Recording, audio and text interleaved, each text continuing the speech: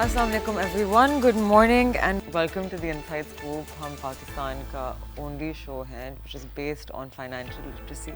ये show करने का मकसद ही ये था कि हम लोगों तक पहुंचाएं avenues of investment, उनको scam से safe रखें and investor education हमारी priority होती है. Along with that हम local and global economic news देते हैं आप लोगों को और आपको समझाते हैं कि किस तरह से ये सारी चीज़ें आपकी investments को affect कर सकती हैं और कितना important है investment करना.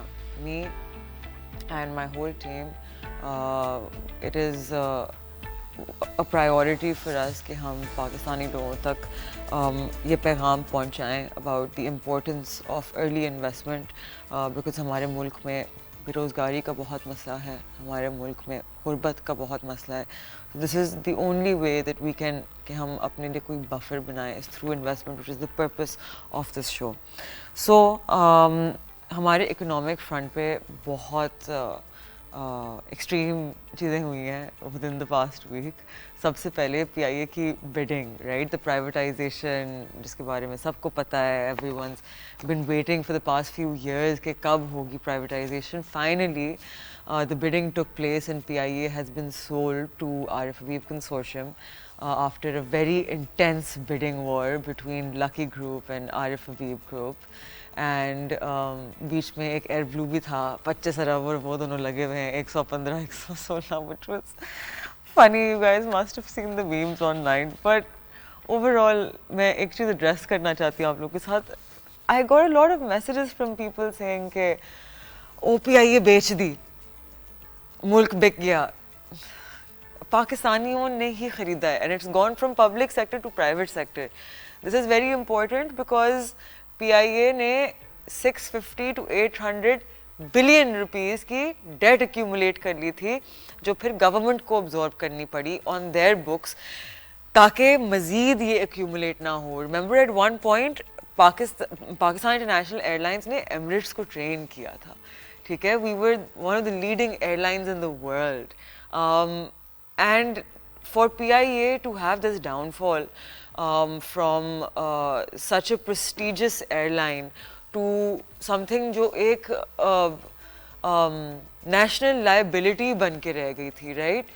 PIA की privatization is great. It means कि वो finally PIA has a chance कि वो अपने glory days में वापस जा सके, right? It can once again have the chance to become that airline and try to, because within PIA they were not profitable anymore. उसकी वजह से बहुत debt खड़ा हो गया था. The internal whatever the management was, they were not doing a good job of the upkeep of any department, whether that was the planes, whether that was the technology, whether that was staffing. PIA की quality had significantly gone down, and so what ended up happening was कि एक holding company structure introduce कर दिया गया था ताकि आप plane की ऑपरेशंस को सेपरेट कर सकते हैं from its toxic history, right, with the debt. It's a process जो प्राइवेटाइजेशन को सिंपल करता है. प्राइवेटाइजेशन जब होती है ना तो एक कंपनी में एफिशिएंसी आती है. जब एफिशिएंसी आती है दैट मीन्स कि उसकी मतलब वो जो एक चल रहा था ना कि लॉस कर रही है, अरबों का लॉस कर रही है हर साल, that can finally stop because private sector is known for efficiency. They will cut costs, they will do what needs to be done. जब चीज़ें government state owned enterprises होती है ना तो वो सिर्फ debt accumulate कर रही होती है. PIA तो एक example है. इतनी सारी state owned enterprises हैं हमारे मुल्क में. The state owned enterprises have accumulated a national debt of 5.6 trillion rupees, 5.8 trillion rupees, which means 58 खरब रुपए. मतलब that is an astronomical number. That is more than हमारी circular debt. Okay, so that's what I want to explain to you guys कि privatization एक बहुत important चीज़ है and it's really necessary हमारे economic balance को maintain करने के लिए, because as you guys know हमारे वैसे ही बहुत economic challenges हैं. We are an import based country. Crude oil की prices पे heavily dependent हैं हम. Our exports are not competitive. हमारी currency continues to devaluate, our energy costs are very high, and our state-owned enterprises bring a lot of debt to our national क्या होता है treasury, right? So Other than that, power transmission strengthening project जिसका size $330 million है, इस project का core objective यही है कि पाकिस्तान अपनी वीक ट्रांसमिशन बैकबोन को अपग्रेड करे. Economic affairs secretary Mohammad Humair करीम के मुताबिक इस प्रोजेक्ट के थ्रू 2300 मेगावाट्स इलेक्ट्रिसिटी को अपकमिंग हाइड्रो पावर प्रोजेक्ट से नेशनल ग्रिड तक इवैक्यूएट किया जा सकेगा. सिंपल अल्फाजों में बिजली पैदा तो हो रही है लेकिन ट्रांसमिशन बॉटलनेक्स की वजह से सिस्टम उसको एफिशिएंटली यूज़ नहीं कर पाता. ये प्रोजेक्ट उस गैप को फिल करने की कोशिश करेगा. इसके साथ साथ एग्जिस्टिंग ट्रांसमिशन लाइंस का ओवरलोडिंग इशू भी एड्रेस होगा और कंटिजेंसी सिचुएशंस जैसे ब्रेकडाउन्स या सडन डिमांड स्पाइक्स के अगेंस्ट ग्रिड रेजिलियंस इम्प्रूव होगी. ये बात इम्पोर्टेंट इसलिए है क्योंकि क्लीन और चीप एनर्जी तभी मीनिंगफुल होती है जब आप उसे रिलायबली डिलीवर कर सकोगे. अब आते हैं दूसरे और शायद ज़्यादा स्ट्रक्चरल रिफॉर्म प्रोग्राम की तरफ. $400 million का state own enterprise transformation programme. ये इनिशिएटिव एसओई एक्ट 2023 एंड एसओई पॉलिसी 2023 के इम्प्लीमेंटेशन को स्ट्रेंथन करेगा. फोकस होगा governance, transparency, operation efficiency, specially national highway authority जैसी एंटिटीज़ जहां इनएफिशिएंसी का कॉस्ट अल्टीमेटली टैक्स पेयर अदा करता है. एडीबी की कंट्री डायरेक्टर एमा फैन ने इस प्रोग्राम को क्रिटिकल टाइमिंग से लिंक किया क्योंकि पाकिस्तान अब सिर्फ बेल आउट्स नहीं बल्कि डीप रिफॉर्म्स की तरफ मूव करेगा. मैसेज बहुत क्लियर है. जब तक state owned enterprises efficiently run नहीं होंगे, फिस्कल प्रेशर कम नहीं होगा और पाकिस्तान की economy according to economic indicators नज़र आ रहा है कि इम्प्रूव कर रही है. इस इकॉनमी के लिए another very important factor is the PKR USD रेट. पाकिस्तान के फॉरेन रिजर्व्स का स्ट्रॉन्ग होना बहुत इंपॉर्टेंट है for the stability and improvement. But again with the same thing, our rear has reached a very alarming stage. A lot of economists are arguing कि यहाँ बहुत important है कि 5% से at least हमारी करेंसी को डिवैल्यूएट किया जाए. But again we don't do that जब तक एकदम से 20-30% की ढज ना करनी पड़े. एंड देन ऑब्वियसली द अवाम has to struggle and the business payers have to struggle and the tax payers struggle and all of us struggle. But yeah hopefully they are being prudent about this and there's a lot of things that need to be worked on. जिस तरह हम बात करते रहते हैं. Again, state owned enterprises reform का जो पूरा program है, it's a good initiative. It's important to see that through. Bureaucracy बहुत मसले पैदा करती है हमारे मुल्क में. It's important to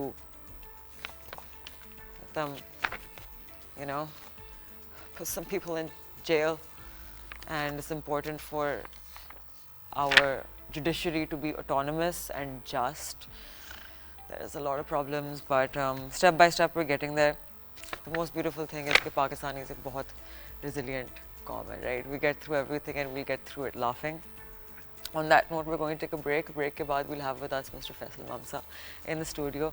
कहीं ना जाएगा is going to be an interesting tech and data based conversation, which is an area that Pakistan could really use to help itself boom. So कहीं नहीं जाएगा. आप देख रहे हैं The Inside Scoop. I'm Mashal Khan. Stay with us. We'll be right back after a very short break.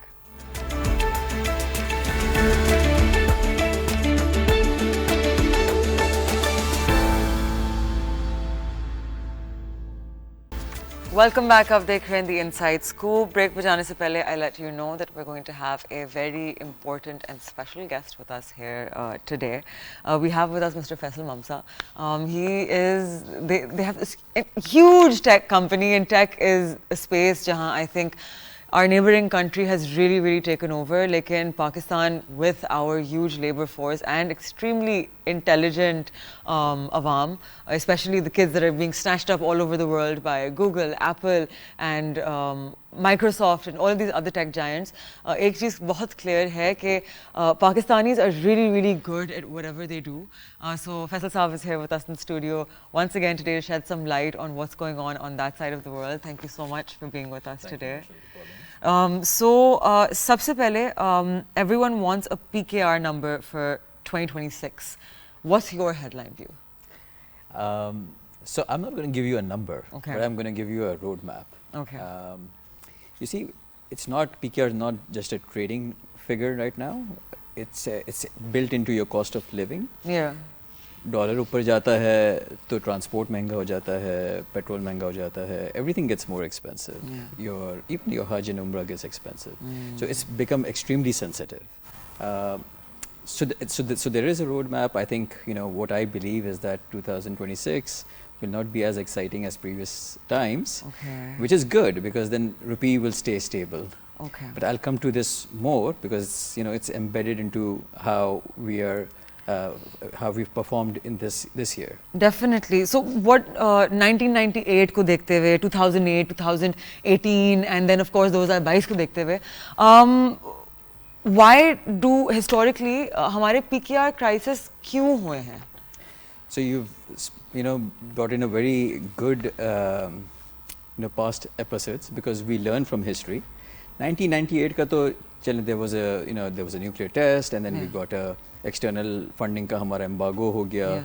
So that was a, let's call that a black swan. But we saw the same happening in 2027, in 18, and of course in 22. In 22 we depreciated by 60%. 60% is like massive. So if you look, all of these events had, you know, a political vacuum kind of a thing that grew up, and then IMF say up, you know, there was a this, you know, we just broke up with them, and oil crisis 2007 2008 May there was inflation was there in 2022 as well. So but this, you know, the start, most of it came up from political crisis. So FX was, rupee was not the problem. It was, FX just was a transmission line. You know, that effect showed into FX.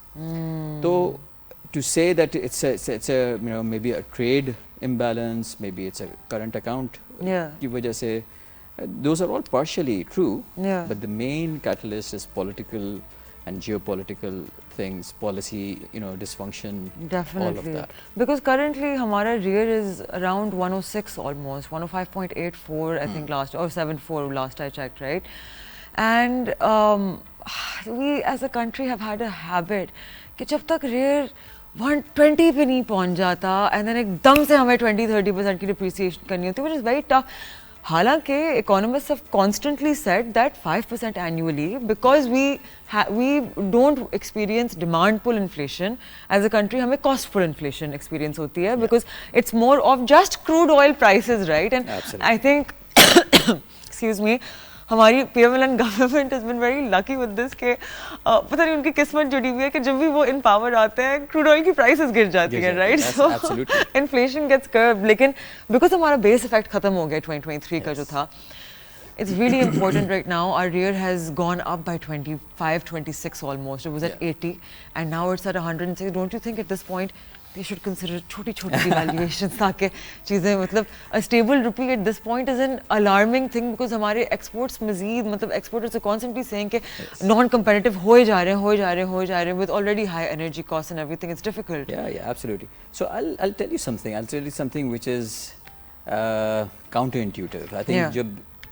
FX moves, it usually moves due to some crisis at the back end, political crisis, your oil ka, और numbers बाद में आते हैं. Okay. So, you know, we've always seen this. So when we talk about models, I mean, let's talk about the stock market, which we are all very familiar with.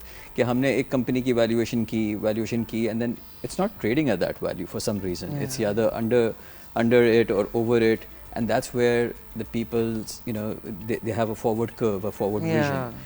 And FX के अंदर sentiment and confidence matters a lot. So, and models don't really capture all of that. Models will work perfectly if it's a, you know, it's a perfect environment. So rear itself is not a fair value model. It's a trade competitive model. So for example, अगर मैं देखूं कि India का rear क्या है, so probably right now it's at 126, and it's still, you know, exporting. Turkey is 66, मगर उसकी currency फिर भी devalue हो रही है. China का 124, 25 है. So rear will give you a competitiveness model, globally, and global economists, they use PPP, which is purchase power parity, and BEAR, which is behavioral equilibrium model. So those are better models. But again, a model will work where, you know, the political environment is good, the economic environment is good, there is, you know, a level playing field for everyone, which जो हमारे case में नहीं है. So, you know, in Pakistan, we've always experienced big extremes of boom-bust cycles. Yes, yes, yes. What do you think for 2026? क्या पुरानी हमारी cycles repeat होंगी? आपका view क्या है इस चीज़ पर? So there's some very important developments that have happened. I think if you look at the previous State Bank के जितने भी monetary policy statements हैं, they have been referring to the boom-bust cycles a lot, and they say that we don't want a repetition of that. That's one thing. Second thing, जब IMF इस दफ़ा आया, engaged with us, and I think State Bank brought in a different regime in FX. Now this is very important. There has been a regime change. We have moved from managing balance of payment to reserves. हमारा अब anchor जो है वो reserves हो गया. So every time we trying to increase our reserves, and that's our anchor.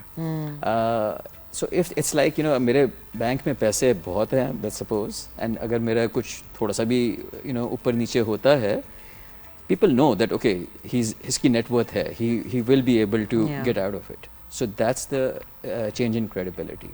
I think they have moved away from boom bust. They have what we will, and this is what I firmly believe, that we will not be seeing step devaluations again.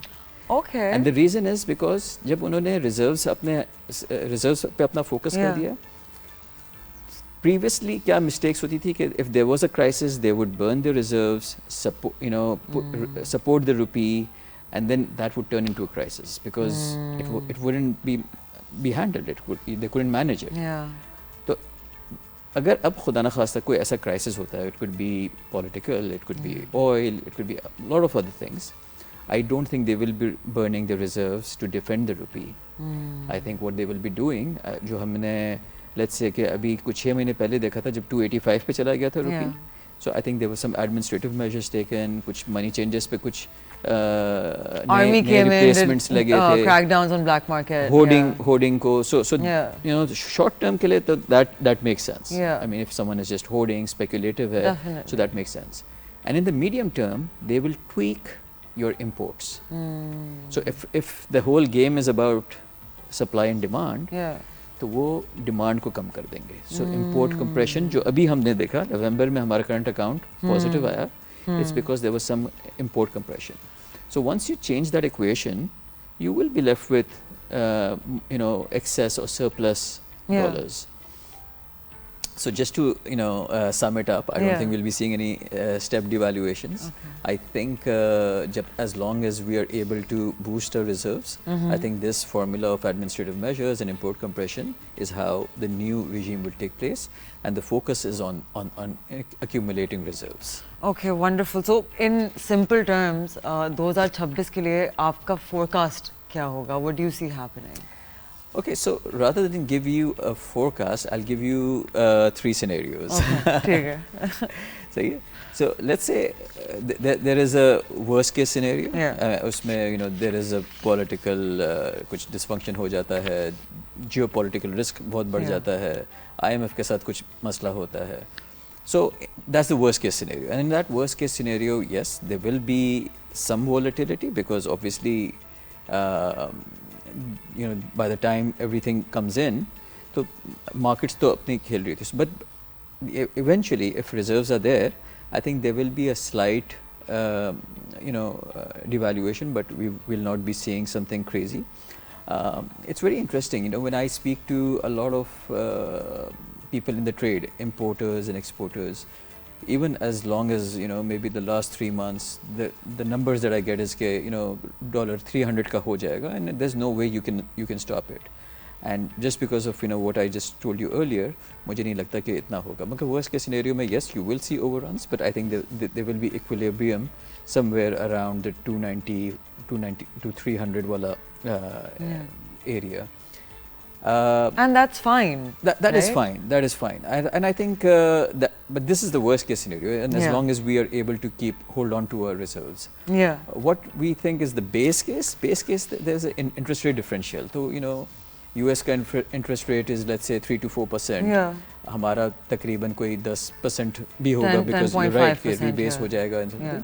So a 5 to 7% inflation drift. We call that an inflation drift. कि there is that drift that will. I think that's the best case scenario for us. कि we keep devaluing about 5 to 7% Annually.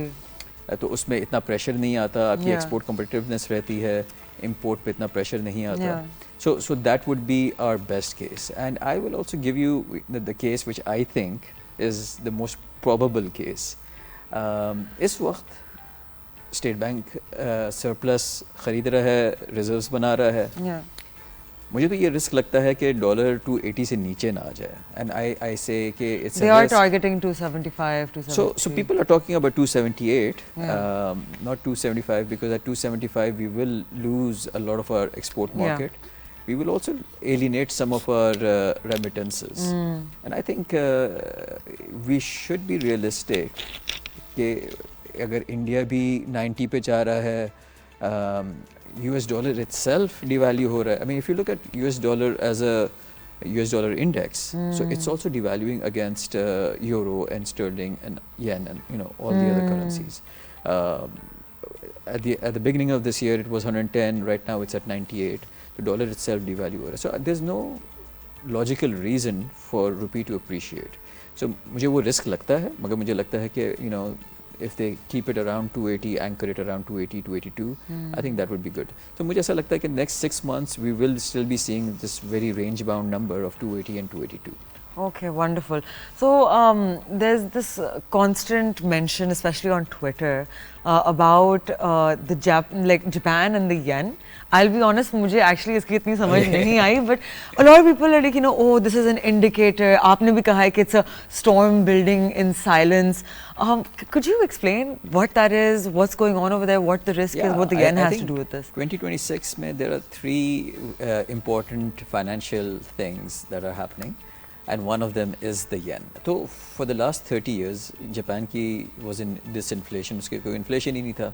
अब उसका inflation numbers आने लग गए हैं.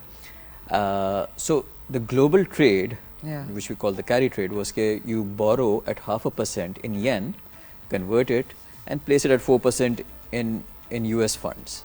So that carry trade hota raha, it's like in billions of dollars. And now, because there is inflation in Japan, Japan apne interest rates upar kar raha hai. So as soon as it keeps on increasing its interest rates, or Fed apne interest rates kam kar raha hai, so there will be a lot of people who will be now buying yen, and this will show in other currencies, this will show in macros, this will show in commodities. So it is definitely something brewing up. Yes. That's really interesting. Actually, मैंने इस पे बहुत पढ़ा है और मुझे समझ नहीं आई, लेकिन you explained it really, really well. Thank you for that. So the Indian rupee strengthened very sharply after heavy RBI-linked dollar selling, right? So could you explain that? Yeah. So like India, there was a governor change. उनका जो central bank का governor change last year, who had a different position on the Indian rupee as well. I think it was more of not keeping it pegged at one level. तो वो वहाँ से थोड़ा सा Indian rupee depreciate होना शुरू कर दिया. But when Trump came in and there were all these disputes around trade and tariffs, so that's when Indian rupee पे बहुत ज़्यादा pressure आया. I mean, obviously there was उनके exports भी hurt हुए हैं, बहुत सारा FDI भी बाहर निकल गया, stock market से भी निकला.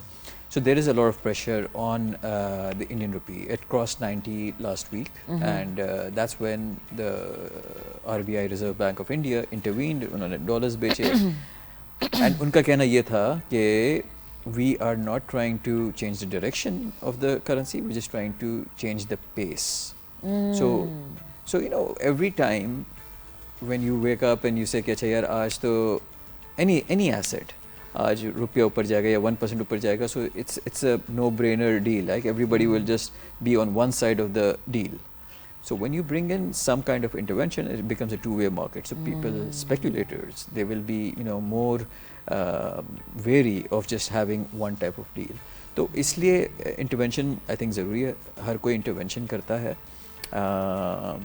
It's just not said, but everyone does some kind of intervention, because currency is something which controls your competitiveness. Definitely, definitely.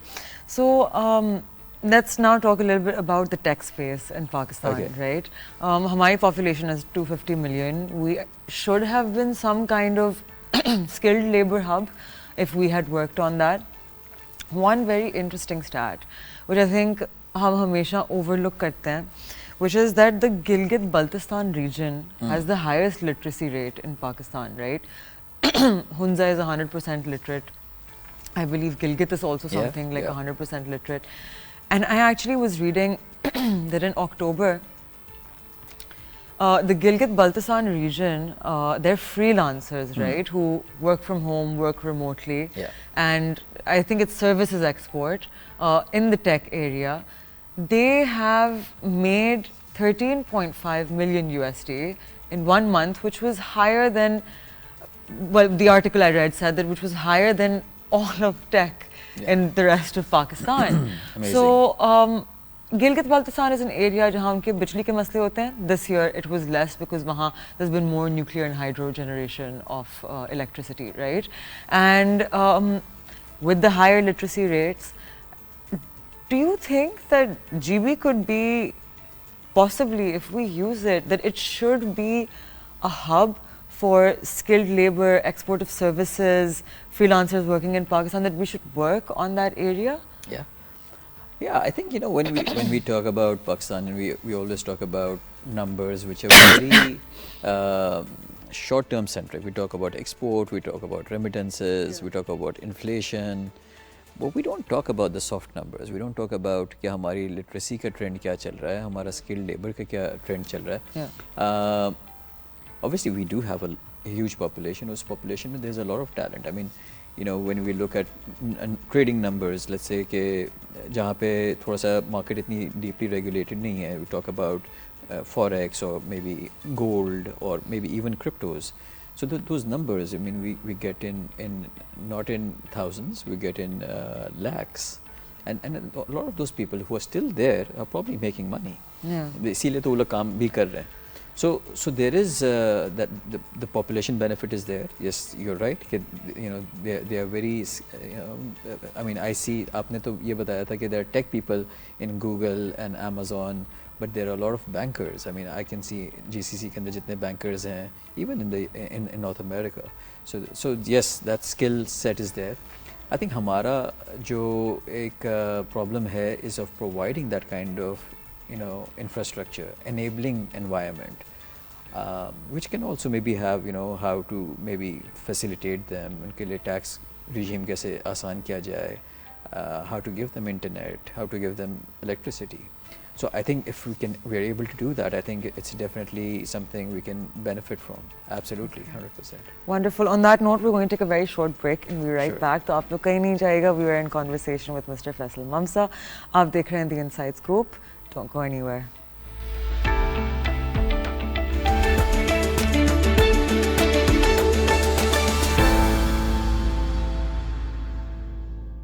Welcome back. आप देख रहे हैं The Inside Scoop. We are in conversation with Mr. Faisal Mamsa, and we were having to give an overview. हमने बहुत चीज़ों में बात की. We spoke about multiple economic parameters. हमने PKR devaluation, the future of our economic cycle.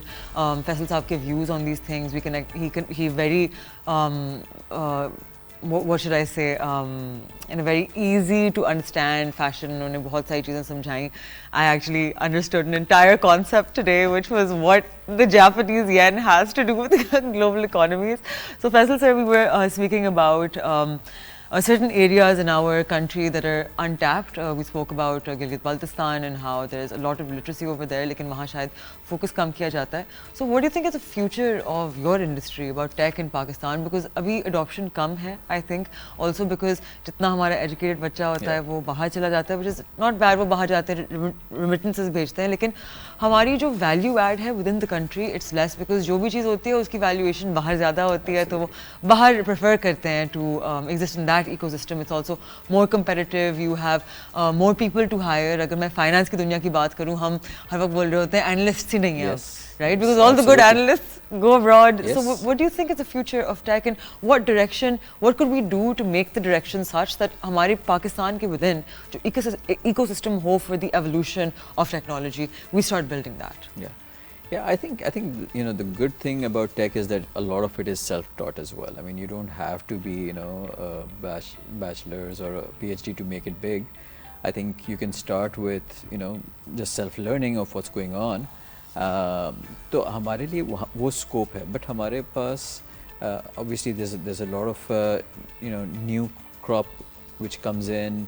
वो हमारे साथ भी काम करते हैं, 2-4 साल काम करते हैं, then they get good opportunities because हमारे वहाँ in the very niche markets like computing and all those major things, AI के अंदर तो अब काम शुरू हुआ है, मगर दुनिया में तो पहले से ही शुरू हो गया था. So a lot of those things में opportunities नहीं मिलती, so they go abroad, cloud computing के अंदर and all of that stuff. So they get that experience, and I think it is a loss for us. हमें तो short term gains नज़र आते हैं कि remittance हो रही है, but those are short term gains.